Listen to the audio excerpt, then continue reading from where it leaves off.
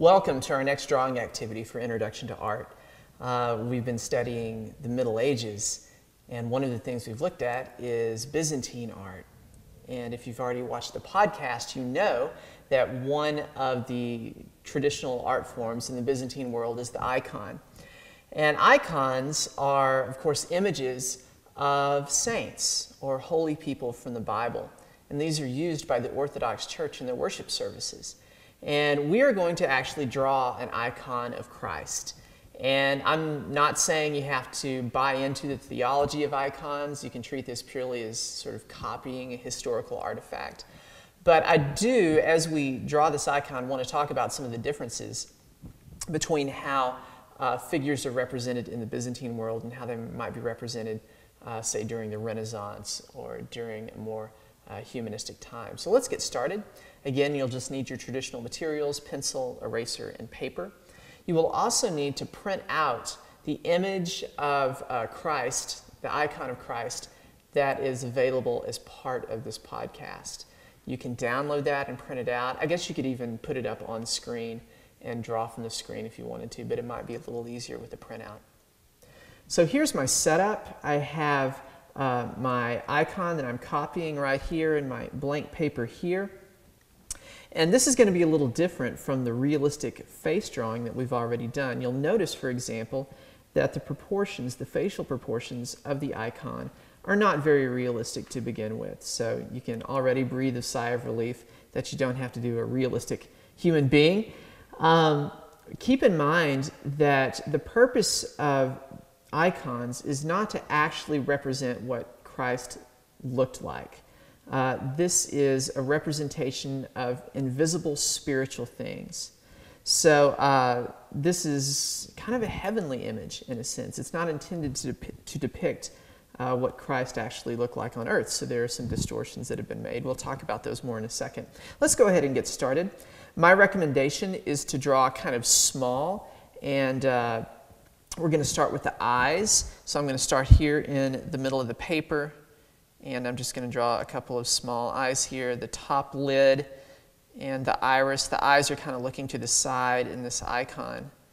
So I'm going to try to draw that. By the way, a lot of times in icons, the eyes are not looking directly at you. They're kind of looking past you, or some folks might say through you. The idea is this person is sort of looking into your soul. So it's not necessarily a realistic depiction of someone looking at you. So here we have our eyes. There's a little bit of a sort of bag under the eye. I'm going to include that. Let's do the eyebrows. The eyebrows curving, kept kind of close to the eyes. So you can see that. I'm going to fill those in a little bit. Keep in mind that the style of icons has not changed for over 1,000 years. The way these are drawn has essentially been passed down to us from some of the very first icons. The point in drawing these icons is not to be original. It is kind of to do things in the way they've always been done. I'm going to now draw the nose. The nose in many icons is typically sort of long and skinny. In this one, it kind of flares out a little bit before becoming rounded at the bottom. We have two wings of nostrils here, here, a little semicircular area right there.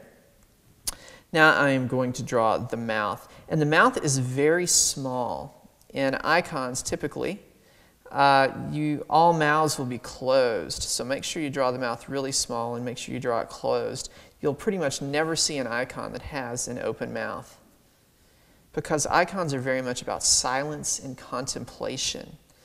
There is a certain reverence about them. Add some facial hair here. Christ often depicted with a beard and mustache. So going to include that.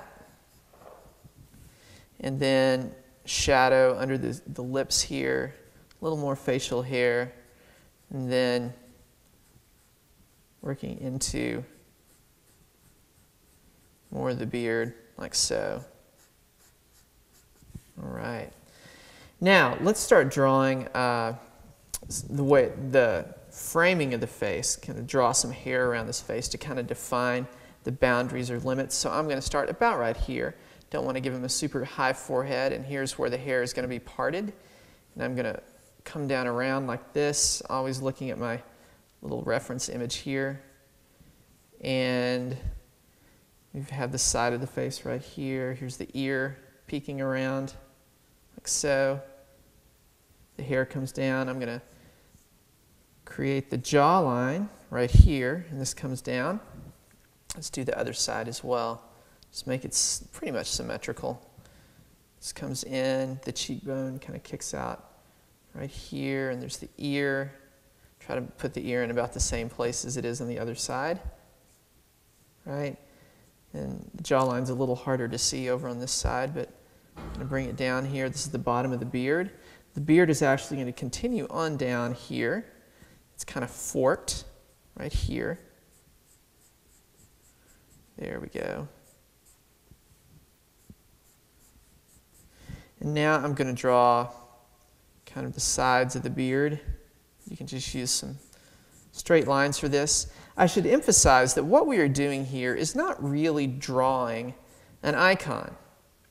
We are drawing a picture of a reproduction of an icon. And in order for this to be an actual, official, legit icon, it would have to be made by a real iconographer. And this person would have been trained in doing these icons and would be sort of an official, I don't know if actual ordained iconographer, but someone who's had the training, and typically these icons would be like blessed by a priest as well. Here I am drawing the hair on the sides, a little bit of the neck right here. It's a really important point that icons are not worshipped. They are viewed as devotional tools to help you meditate, perhaps, to help keep your mind focused, to remind you of these great people who have gone on before, and in this case, literally of Jesus, who is the author of our faith. But the folks who make icons, or as Orthodox believers say, write icons, the folks who write icons would never say these are idols. They would never say these are officially worshipped images. They would totally balk at that. One of the things you might see when you go to an Orthodox church, and by the way, here I am drawing some hair. One of the things you might see when you go to an Orthodox church is Orthodox believers going up and kissing icons. They do this not to worship the actual piece of wood, because they would only say, well, this is just wood and paint. But they would do this to pass honor to the person whom the icon represents. So if they kiss an icon of Jesus, they would say, in doing this, I am kissing Jesus. I'm not kissing this icon. Icons are kind of like windows through which we can peer into heaven. And again, I'm not saying you have to believe this. That is just some of the theology that is used regarding icons. Here I am just filling in some of the details on the hair. Some areas like the roots of the hair can be pushed darker. The eyes can be shaded, like so. Get a little more definition here around the ears. And of course, you can also try to match some of the values in the clothes here. Really dark cloak on Christ. Now, the nice thing about icons is you don't have to get the anatomy and the proportions perfect. In fact, it should look kind of stylized. But keep in mind, this is an image that is intended as a devotional tool. It represents invisible spiritual realities, and the goal is not accurate reproduction of what a person looks like. I was talking to an Orthodox priest one time, and he said that when Orthodox believers kiss icons, it's much like a soldier. Perhaps he's away from home and he has a picture of his wife and kid, and before going on a mission, he might kiss that picture of his wife and his kid. And he knows that that picture is not actually them, but it helps him feel closer to them by kissing that picture. And icons are kind of a similar thing. All right, we're just about finished here. Might go through and darken some things. You can try to just copy the picture, this icon, just as closely as you can. I'm going to add a little bit of shading to the side of the nose here. And you can keep on detailing it until it feels right. So carry on, finish up your icon, and turn it into your e-sketchbook.